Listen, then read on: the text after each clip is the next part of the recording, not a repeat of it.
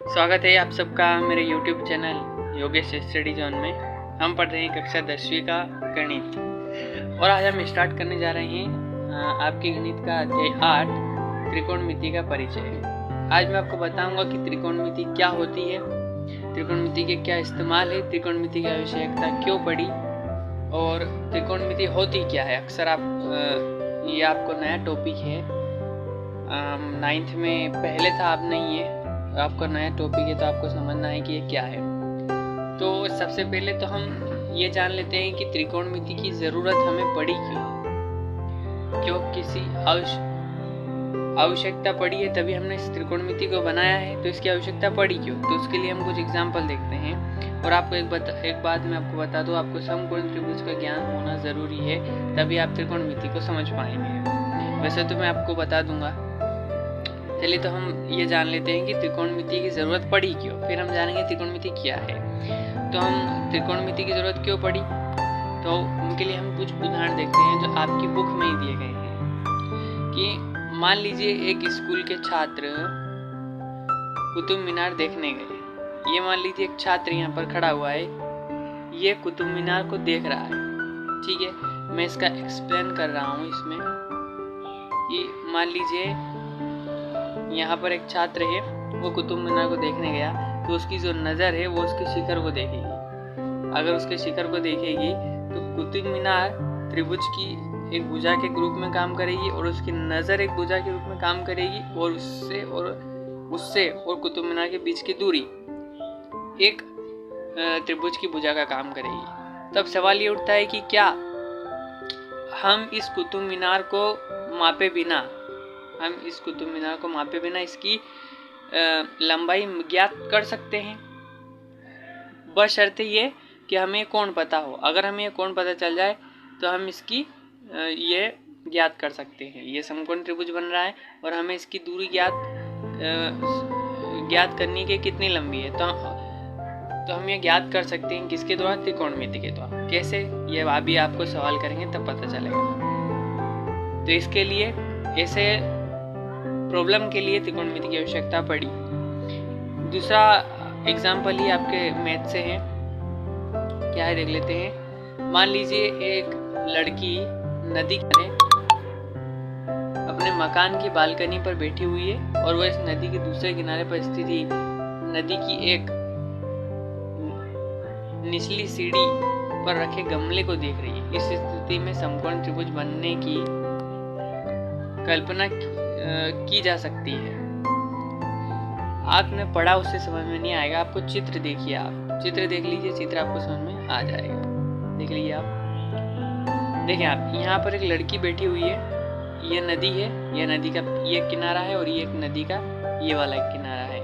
यहाँ पर मंदिर है, ये लड़की इसको देख रही है, तो इसकी जो नज़र है वो एक त्रिभुज की भुजा का काम करेगी और इसकी जमीन से दूरी वो एक त्रिभुज का काम करेगी और मंदिर से इसके घर की दूरी वो एक त्रिभुज का काम करेगी।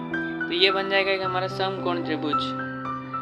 ठीक है, अब हमें पता करना है क्या, हमें इस नदी की चौड़ाई याद करना है, या कहें तो हमें ये पता करना है कि घर की ऊंचाई क्या है। ठीक है, तो उसके लिए हम किसका यूज करेंगे, त्रिकोणमिति का। कैसे, वो अभी आपको पता चलेगा, बशर्ते हमें ये कोण पता हो। ठीक है, आई होप आपको समझ में आ रहा होगा। फिर एक और एग्जाम्पल दे रखा है आपकी बुक में कि एक लड़की है, वो एक गुब्बारे को देखती है। एक गुब्बारा हवा में उड़ रहा होता है और वो लड़की उस गुब्बारे को देखती है। जब वो अकेली रहती है तब उसे देखती है तो वो यहाँ पर होता है, लेकिन जब वो उस गुब्बारे को अपनी मम्मी को बताने के लिए वहाँ पर ले जाती है और अपनी मम्मी को वापस लेकर आती है, तो वो जब वो अपनी मम्मी को अपना गुब्बारा बताती है तो वो कुछ यहाँ से चलकर यहाँ पर आ जाता है। ठीक है, अब जब उसने जब पहली बार देखा था तब कुछ इस तरह त्रिभुज बन रहा था, उसकी नज़र और जमीन से दूरी गुब्बारे की और उससे वहाँ तक की दूरी, तब एक त्रिभुज बन रहा था। और जब उसकी माँ और उसने देखा तब एक त्रिभुज बन रहा था। तो यदि हम यहाँ पर लिखा है कि क्या आप जमीन के उस स्थान से जहाँ जहाँ माँ और बेटी दोनों खड़ी है, बी की ऊंचाई ज्ञात कर सकते हैं। किसकी ऊंचाई ज्ञात करने की बोल रहा है ये? माँ और बेटी दोनों खड़ी है, जहाँ से माँ और बेटी दोनों खड़ी है वहां से बी की ऊंचाई ज्ञात कर सकते हैं। आप समझ रहे हैं? यहाँ से माँ और बेटी यहाँ पर खड़ी है और यहाँ से यहाँ तक की दूरी हम कैसे ज्ञात कर सकते हो? त्रिकोणमिति के द्वारा, बशर्ते हमें कोण पता हो। कौन सा कोण? ये वाला। तो इन सब की ऐसे ही प्रॉब्लम को सोल्व करने के लिए हमें त्रिकोणमिति की आवश्यकता पड़ी। अब हम देखते हैं कि त्रिकोणमिति क्या है। तो देखिए आप, ऐसी जो हमने ऊपर उदाहरण करे हैं, ऐसी चीज़ों की सोल्व के लिए या ऐसी चीज़ों के त्वरित सॉल्यूशन के लिए हमें त्रिकोणमिति की आवश्यकता पड़ी है। त्रिकोणमिति ग्रीक भाषा के शब्द ट्री जिसका अर्थ है तीन और गोन जिसका अर्थ है भुजा, मेट्रो जिसका अर्थ है माप से हुई है। त्रिकोणमिति में एक त्रिभुज की भुजा और कोणों के बीच का अध्ययन किया जाता है। तो अब मैं आपको बता देता हूँ कि त्रिकोणमिति होती क्या है। तो देख लेते हैं अपन। त्रिकोणमिति, जब समकोण त्रिभुज की जब भी बात आएगी तो हम त्रिकोणमिति का यूज होता है। त्रिकोणमिति क्या है? त्रिकोणमिति जो समकोण त्रिभुज है उसकी जो भुजाएं हैं, जो भुजाएं होती है उनका अनुपात है। ठीक है, समझ रहे हैं आप? त्रिकोणमिति वो होती है। और सामान्यतः ये त्रिकोणमिति कहे तो हमें जो हमारा कोण होता है उसके घटक हैं, उसके घटक को ही त्रिकोणमिति कहते हैं, थीटा के घटक को। समझ रहे हो? घटक मतलब आप सोच सकते हैं भाग, मतलब उसे हम त्रिकोणमिति कहते हैं। जैसे साइन थीटा होता है हमारा, कोस थीटा होता है हमारा, टेन थीटा होता है हमारा, कोसेक थीटा, सेक थीटा और कोट थीटा। ठीक है, आप समझ रहे हैं? तो ये होती है त्रिकोणमिति, यानी कि समकोण त्रिभुज की भुजाएं होती है उनका अनुपात या कहे तो बटा क्या होती है? त्रिकोणमिति। आई होप आप समझ गए होंगे। अब हम पढ़ते हैं त्रिकोणमिति अनुपात। त्रिकोणमिति अनुपात वही कि हम त्रिकोणमिति को कैसे परिभाषित करते हैं। तो उसके पहले आपको ये जानना जरूरी है, समकोण त्रिभुज का आपको बेसिक नॉलेज होना चाहिए। समकोण त्रिभुज है उसका एक कोण 90 डिग्री का होता है, उसका एक कोण 90 डिग्री का होता है। सबसे बड़ी भुजा को कर्ण कहते हैं और आधार हमारे कोण के हिसाब से चेंज होता रहता है। जैसे कि यहाँ देख लीजिए आप, कोण CAB, कोण CAB इस कोण के हिसाब से अगर देखें तो इस हिसाब से हमारा जो कर्ण होगा वो ये होगा। इस हिसाब से अगर हम देखें तो हमारा कर्ण ये वाली लाइन होगी और आधार ये वाली लाइन होगी और हमारा जो लंब है वो ये वाली लाइन होगी। ठीक है, कोण इस कोण के हिसाब से। अगर कोण चेंज हो जाए, मान लीजिए कोण इस हिसाब से आ जाए, C वाले कोण से, कोण ACB इस हिसाब से अगर आ जाए तो फिर हमारा जो आधार है वो C के साथ वाला हो जाएगा और जो हमारा कर्ण है वो ये हो जाएगा और ये हमारा लंब हो जाएगा।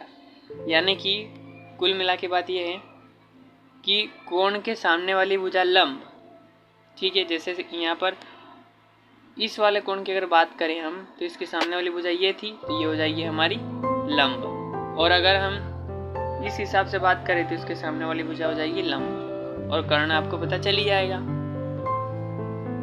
ठीक है, आई होप आप समझ चुके होंगे। अब मैं आपको बताता हूँ त्रिकोणमिति अनुपात। त्रिकोणमिति अनुपात क्या होते हैं? तो अगर हम साइन की बात करें, ठीक है, तो इसके लिए शॉर्ट फॉर्म होती है कोण A की सम्मुख भुजा। अब कोण A की सम्मुख भुजा मतलब लंब, सामने वाली भुजा, अभी आपको मैंने बताया, यानी कि लंब बटा आधार, सॉरी लंब बटा कर्ण, ये हो जाएगा हमारा, ये अनुपात त्रिकोणमिति अनुपात है और इसे हम साइन बोलते हैं। इसी प्रकार कोण A की संलग्न भुजा वही लंब और ये नीचे कर्ण, इसे बोलते हैं हम कोस, या इसे हम कोसाइन है इसका, लेकिन हम शॉर्ट में कोस पढ़ते हैं। आई होप आपको समझ में आया हो। और टेंजेंट को हम बोलते हैं टेन थीटा। इसका मतलब कोण A की सम्मुख भुजा तो वो ये हमारा लंब और कोने की सम्मुख भुजा और कोने की सम्मुख, थोड़ा सा मिस प्रिंट हुआ इसमें। जो tan थीटा होता है वो होता है हमारा लंब बटा आधार। यहाँ पर कोण ए की संलग्न भुजा आएगी, संलग्न भुजा, ठीक है। इसी प्रकार हमारा यहाँ पर कोसेकेंट का भी है, सेकेंड का भी है और कोटजेंट का भी है। तो आप देख लेते हैं, इन सबको आप देख लीजिएगा। इनका मैं आपको शॉर्ट फॉर्म बता देता हूँ। इसकी शॉर्ट फॉर्म होती है लाल बट्टे कक्का। आप इसे याद कर लीजिए, जहाँ पर एल का मतलब होता है लंब, ए का आधार, के का कर्ण। ये साइन, कोस, टेन, लंब बटा कर्ण, आधार बटे कर्ण, लंब बटा आधार। और इसका अगर आप उल्टा कर देंगे, कर्ण बटा लंब,